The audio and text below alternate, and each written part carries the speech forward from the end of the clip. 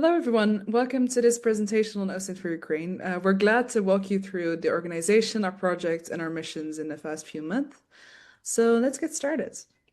First of all, who are we as an organization? So OSINT for Ukraine is an independent, impartial, and international investigative nonprofit foundation dedicated to using open source intelligence for three different reasons. First, we investigate international crimes committed in relation to the Russo-Ukrainian War.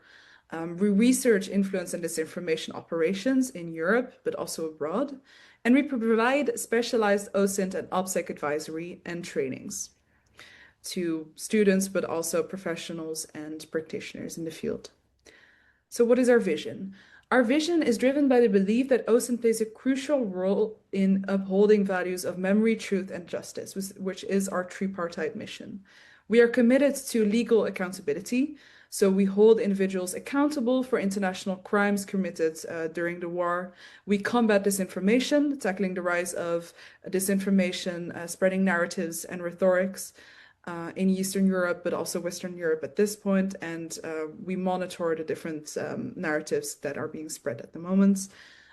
We become a reliable provider of OSINT investigations, trainings, and we support civil society organizations. So we build also a large community and network by fostering community of like-minded people and individuals who support our work and want to work and collaborate together on the investigations and the projects.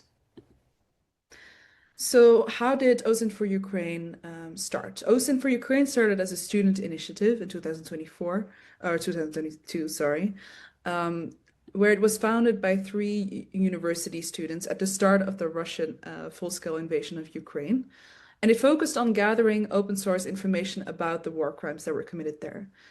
This is where our first initiative started, Project Mariupol. Then OFU, or OSINT for Ukraine, developed as being a semi-professional initiative towards 2023, where we grew as an organization above the 25 volunteers, including expert and lawyers and OSINTers in general. It formalized into two different departments, being the International Crimes Investigation Group that focus on international crimes investigations, financial crimes, and war crimes. And we established the Center for Influence and Disinformation Research, where we used the investigations to combat Russian disinformation, and we provided narrative analysis. We then grew as an official foundation in 2024 until now, where we currently have two operational departments and supporting departments in groups such as public affairs, general secretariat, and operational security, which amounts to more than 70 members across the board, the staff, and the volunteers. And we are currently a foundation that was registered in The Hague, focusing on professionalizing operations and connecting with official accountability bodies. So, as I said before, this spreads across three different departments as of now. First, we have the Center for Influence and Disinformation Research, which aims to combat disinformation in Eastern Europe, focusing mainly on Russian disinformation.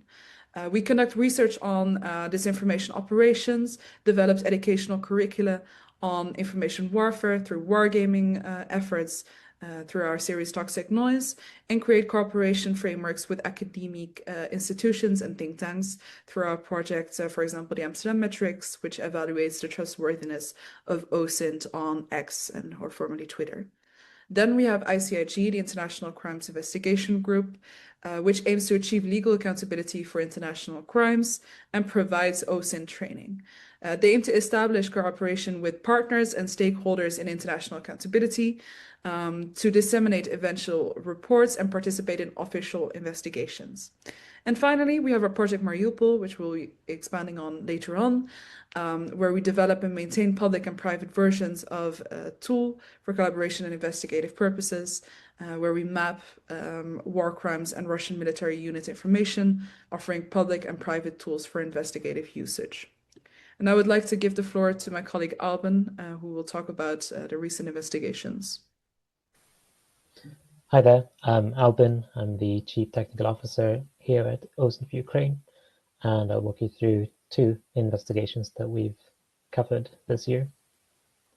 So the first investigation is you can change the slide. There we go. Wonderful. Is an investigation that we did on individuals from Nepal and India who've been recruited as influencers to join the Russian army. And in return for financial benefits, they help spread propaganda on platforms like TikTok and Facebook. And what they do is they document their experiences in the Russian army, and they present an idealized version of their service. And Russia uses these recruits to promote military recruitment and attract others from economic communities that are struggling. And another investigation that we covered is an investigation into how Russia targets and militarizes religious sites in Ukraine. So our goal was to look at systematic violations of international humanitarian law by the Russian army during the invasion of Ukraine, with an emphasis on how the army targets religious sites and uses these religious sites in military capacity. And we did this as a joint investigation supported by the Legion of Fire. And as part of the investigation, we found significant evidence of these attacks and how they use religious structures for military purposes. And we've covered a few more aspects of the war in Ukraine, such as disinformation narratives around the ICIG case. We looked into cross-border raids and the secret rebranding of Russia's state media agency. And in the R&D team, we've helped to build investigative tools for investigators, such as Groupings, which helps individuals connect who's talking to whom on Telegram. And we've also worked on a project called Project Mariupol.